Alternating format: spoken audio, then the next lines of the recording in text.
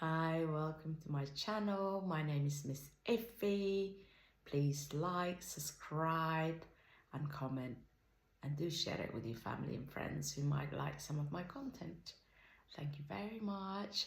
I'm here to review 90 Day Fiancé The Other Way, Season 4, Episode 6. Love is one thing, knowledge is another. So this episode was very, very interesting. For my viewers, friends and family who subscribe to my channel, many of you who don't watch this show. So 90 Day Fiancé is a reality TV show from TLC. It's pretty much known about trash. I think it's about maybe 10% of the couples actually survive. So 90 Day Fiancé is basically a visa, 90-day visa you have in order to bring your spouse from abroad into the US, and within 90 days you have to get married. So that's how the show started. So the show is about American citizens who fall in love with people that they met on abroad or online, abroad while they were on holiday, or they met them online. And 90 Day Fiancé The Other Way is where the US citizen moves to their foreign spouse home country. And that is like the most interesting out of all of them, because many of these couples have not done their research about the other country where they go in, the culture, and yet they accepted the engagement after getting to know them online. Or actually two of the cases, three, but two of other three are married and have been in their partner's country before. Oh, wow, especially Nicole, very interesting. So we're gonna start with Johan. Johan is 32, he's from the Republic, and his wife is Danielle, who's 42. He's a personal trainer. I don't know what she does. This couple has already been on the other 90-day spin-off. It's called Love in Paradise. They're very boring. I really don't understand why they brought this couple into 90 Day The Other Way. Yeah, honestly don't understand it. I think I would prefer they brought Big Ed. If you watch 90 Day Fiancé, then you would know. With his mayonnaise.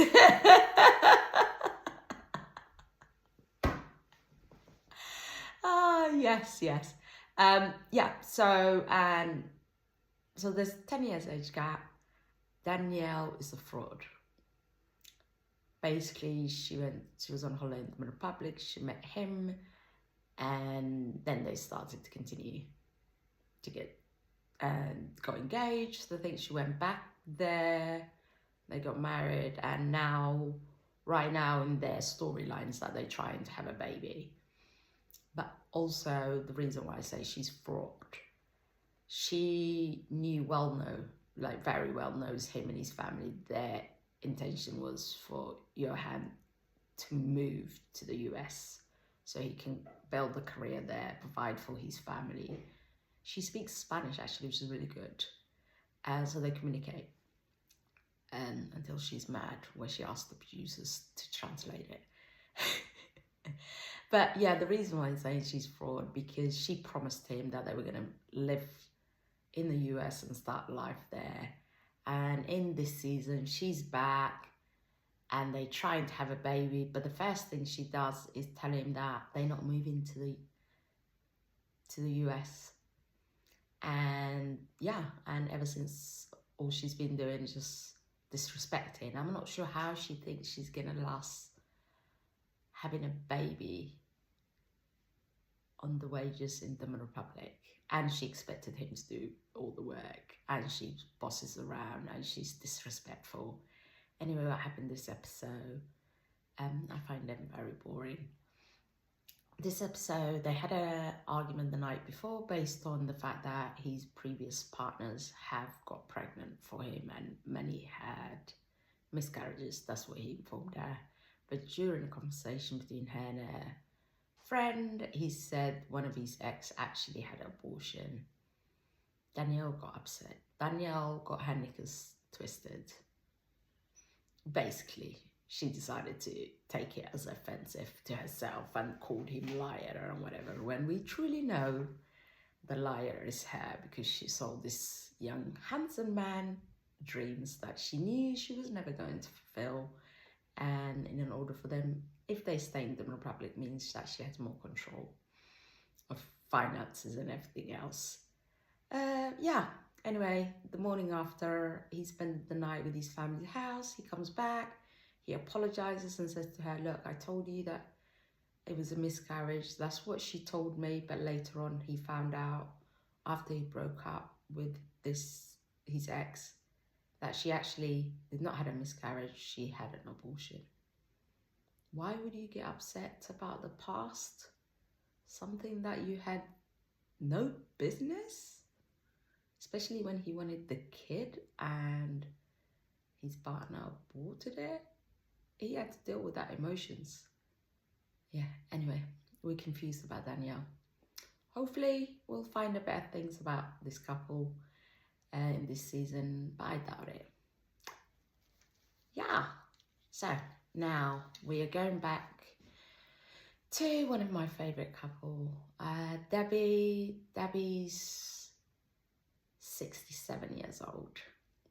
Her fiance, who she had met online, I don't think she had met him face to face. Maybe she has. Anyway, Osman, who's 24 years old, lives in Morocco.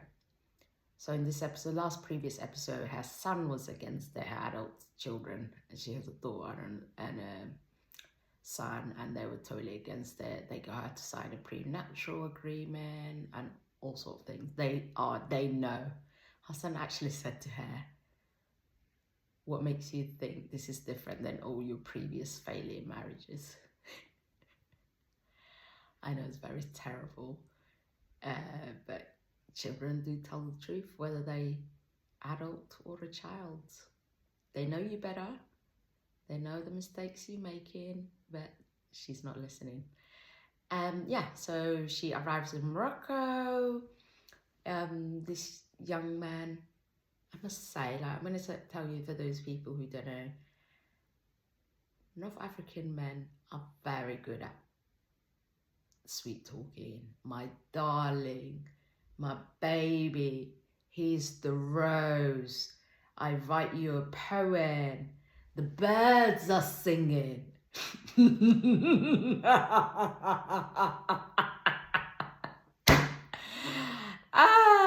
Yeah. I've been to Tunisia twice, and I've been to Morocco 3 times.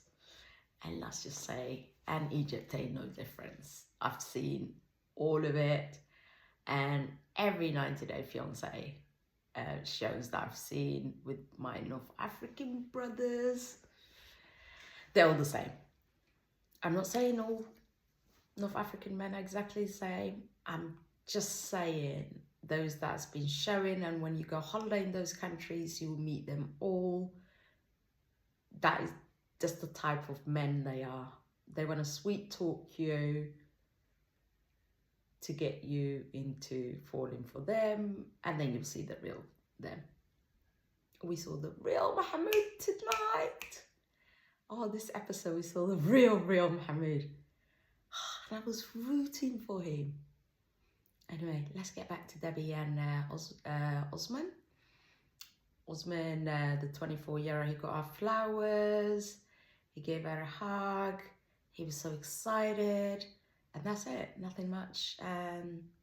We'll find out more about next week when she really finds out his real plan, because her plan is to live in Morocco. And let's say that's not his plan. At 24, with a 67-year-old woman, no. No.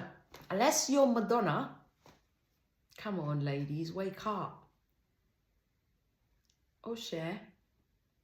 No, but Cher likes older men. Listen, Stop the nonsense. But anyway, we'll find out. She's actually really, really lovely. She's got a good personality. He comes across as sweet, but I don't trust him. All right, now back to my favourite couple. Geb from Florida and his fiancée Isabella from Colombia. So this couple's really lovely. She's got 16-year-old and an 8-year-old, I think, or a 10. And the kids love him. Her older daughter's aware that he's a transgender, female born, now male. And I think the only problem is going to be in this relationship would be her parents once they found out that he was born as a female. And other than that, I really like them. I think they're doing really well. And he's business oriented. She's there to help him. They have a good relationship. So in this episode, he goes to the doctors because he obviously had his breast removed and he does not like the way they look. He still feels like he's got a little bit of man boobs, as we call it.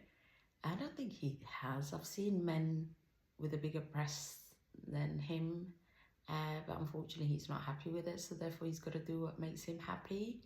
And then he explains a lot medical stuff, like i.e. how he got down there, surgery, which is really lovely actually to find out, because he told us the meat, they had to take it around the arms and the back of the arms and their thighs and the thigh area in order to build the penis. But yeah, it's really interesting to find out all those. I don't know much of the medical terms, but I'm sure we will all find out more as we get educated in their story. But I really do like them and I wish them all the best. And now let's go to Jen. Jen is from Oklahoma and she's 46. Richie is 32 and he's from India. Oh, and he's a model and a personal trainer. The red flags.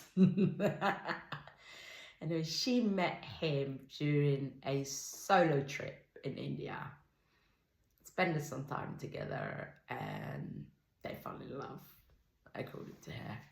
I think this relationship is one-sided, but we'll find out in due course. So she hasn't seen him for 2 years. They've been engaged for the last 2 years. She comes to India. Now this is the beginning of the season. She's now in India and his parents are not aware that he has a fiance. So last episode they went to visit his parents' family where he told them that this is his friend, and she started asking questions and stuff, and she's well aware that she's engaged to this guy for 2 years and he has not informed his family. Also, she finds out that his parents have actually, his mum, let's say, have been looking for a bride for him for the last 2 years in order for him to have an arranged marriage. I really do not know when these women who come on this show, why they do not do the research of the person they accept in and fall in love with culture. It's just confusing. Yeah, that's what needs to be done. Don't just listen. I always say, I do not take nobody serious in a relationship unless I met their family. Especially when I met you online. We don't have no friends in common, we've got no. Meet the parents, then you would know you're in a serious relationship with somebody. You'll find out who they really are once you meet their family. But anyway, back to our lovely Jen. Jen is actually I really enjoyed that episode. Last episode, she went to visit his family and his sister was confused of why the hell she was in India. And according to her, yeah, I want to visit him again because I love here and I want to live here. But I reckon his sister's suspicious. There's more to their friendship. I reckon the sister already clicked on the mum, and then the dad are not aware, or his brother. Yeah, and oh, this was really, really interesting in the last episode. Before I get to their scenario of what happened this episode, I just couldn't believe this. She decided that on their first night, now that she's back in India and living this apartment, first night when she met him, she told him that she didn't want to have sex with him. She said, we're not going to have sex until we get married. I know, you're thinking, what? This is her fiance. They already been intimate last time they were around. According to her, and you know the line she used? Why buy the milk when you can have the cow for free? Imagine using that line at 46.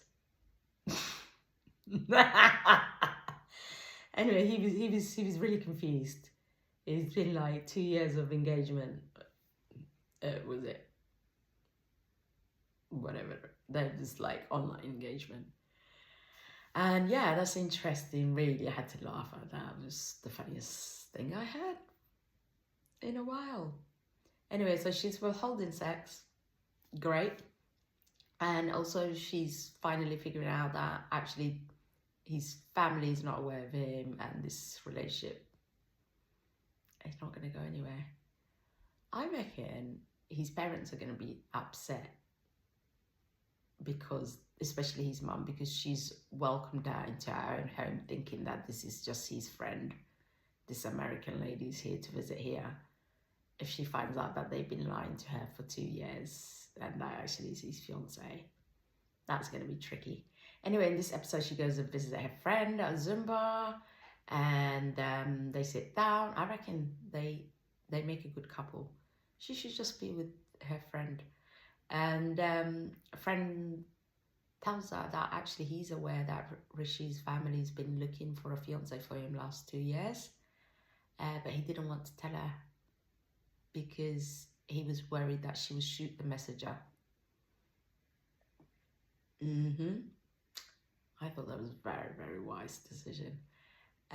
Yeah, but after her yoga and her discussion with her friend, she goes off and meet Rishi. Rishi comes over and tells her, listen, how about we go to my friend's house and you get wife training. I know, you're thinking, what? Bleep, but yeah. And she agrees. I know. I'm like, really? I thought she was waking up after the last episode, but no, she's not waking up yet.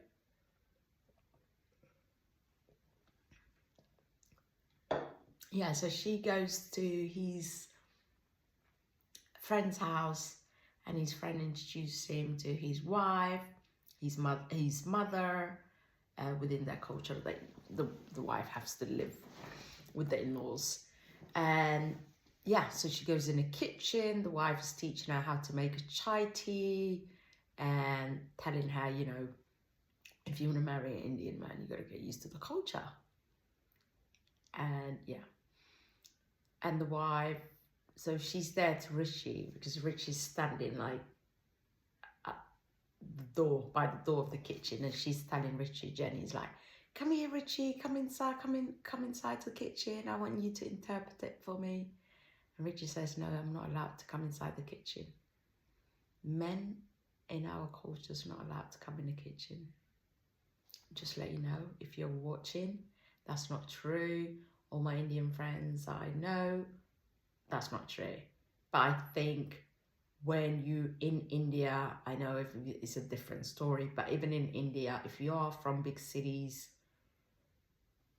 it's different. But if you would live in a remote village, or you live in a very strict background where your family follows to the book of the culture, then yes, that is the case. but it's not for whole of India. They don't live in life like, oh, the man is not allowed to go in the kitchen. It's not true. This whole thing of, but it's TLC, which is the production of this company, this TV series, always do this, always shows you the stereotype, which is not true. Especially the fact that Richie's a personal trainer and a model. We know that's not true. But anyway, and then she started cleaning. The woman was showing her how to clean, and then she was, Richie asked how well she's doing. Imagine going to somebody's house and being taught how to be a wife, and then he asks how she did, and somebody, you are engaged, but his family's not even aware of you. Anyway, that's it about them. Yeah, I was really rooting for her on this episode, and let's hope she wakes up and sees the true colours, because this guy is misleading her. And also, just let you know, this is just a TV show, so especially realities, so these might not be true of what's been shown, but all I can do is just talk about what being shown. That's all I'm going to, and that's what my review and my content is going to be about. So please bear in mind with that. Oh, my favourite couple. Oh my God, Nicole. Nicole is 38 or 37. Same thing. She's from California and she's married to Mahmoud, who's 30, from Egypt. Oh, wow. I was really rooting for Mahmoud because I really liked Mahmoud. I was like, oh my God, please be the first. Please be the first North African guy who's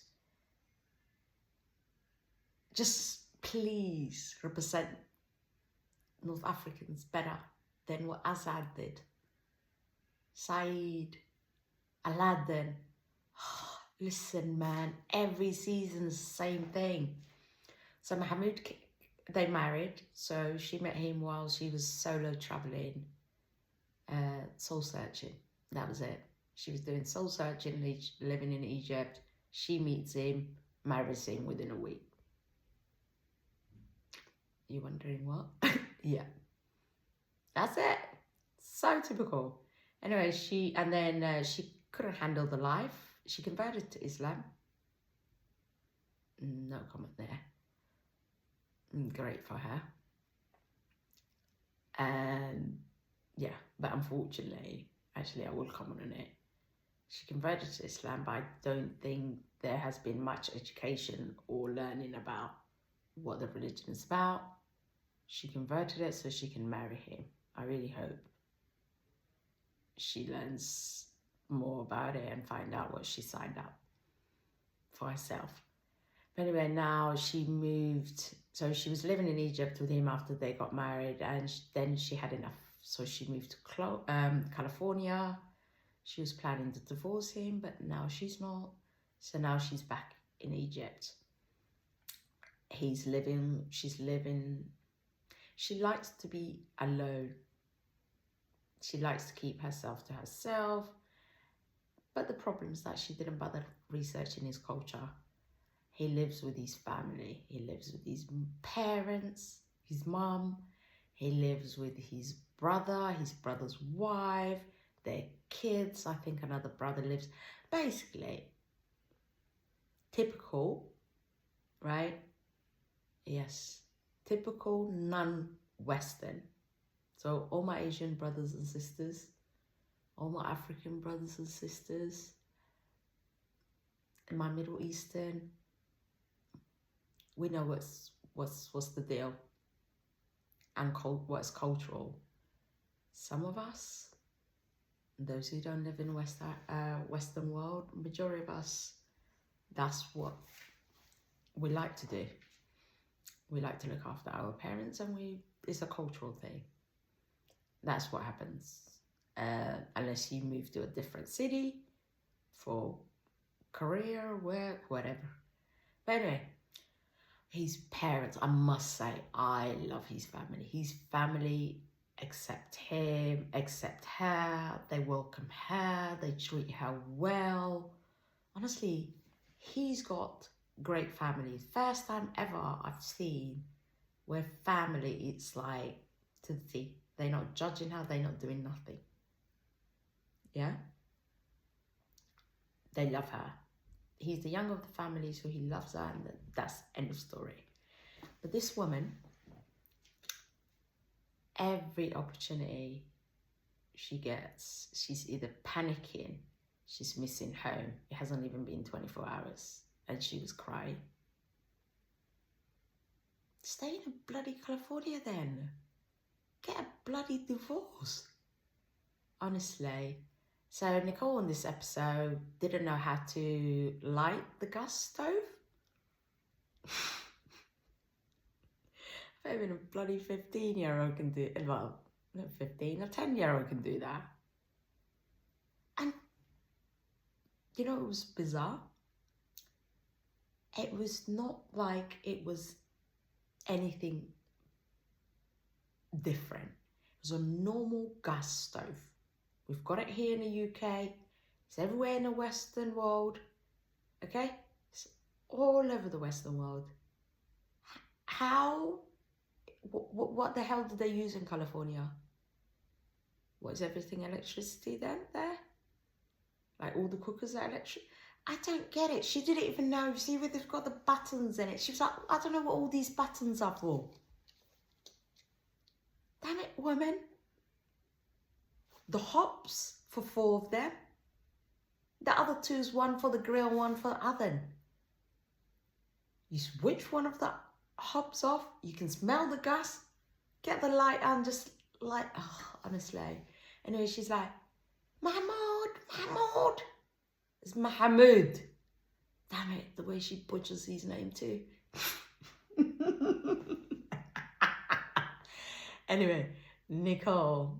Yeah, so he comes, tells her, shows her. He was like, my darling, my baby, sweetie, I showed you 100 times how this is done.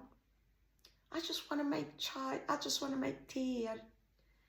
Oh, that's what she says. Anyway, he shows her, and then they go have a tea, and they start getting into an argument. He told her they're going to his uncle's today, and he wants her to dress up, i.e. cover up. He wants her to wear the scarf, the hijab. For non-Muslims, it's the scarf. It's called hijab. He wants her to wear the hijab, and he wants her to cover up decent modesty. And then she's like, I'm not wearing no hijab. Absolutely not. And she said to him, are these 2 couples? It's like 2 kids. They play tit for tat, tit for tat. She's like, no, I told you I'm not going to wear the hijab. And he was like, my darling, you're breaking my promise. You promised me when you come back to Egypt that you'll be wearing. And she's like, well, you broke my promise, because when I told you when I was in California, I wanted to wear short sleeve t-shirts, and you said I couldn't wear it. But you said to me, if I'm back in California, I can do that because I'm not in Egypt. How old are we? Wow. Anyway, they get into an argument about that. He storms off. And then she was talking in the camera, saying how her dream was to, she's a fashion designer. And she got some kind of fashion degree, right?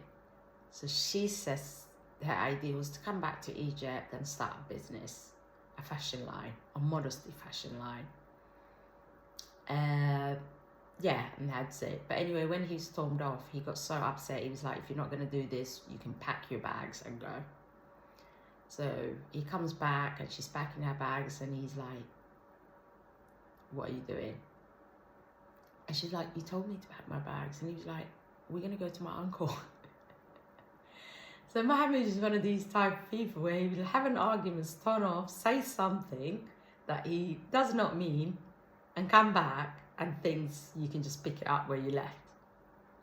He did say on the camera that he didn't think the relationship was going to work if they're going to keep doing, because all he does is tiptoe around to avoid argument. And yeah, two children just playing tip tap with each other. And yeah, I still don't get it. Is Nicole on this show because she wants followers, deals? I really don't understand it, because she didn't like living in Egypt, doesn't like his culture, doesn't like his religion, yet is married to him, doesn't like living with his family. I mean, I don't know what Nicole wants. But anyway, they continue arguing, end of story. I need Nicole to take a flight, one-way flight, back to California and not come back. Leave that guy alone, leave Mahmoud alone, let him go and find an Egyptian wife somewhere else, because that's what he needs. Nicole is not going to change at all.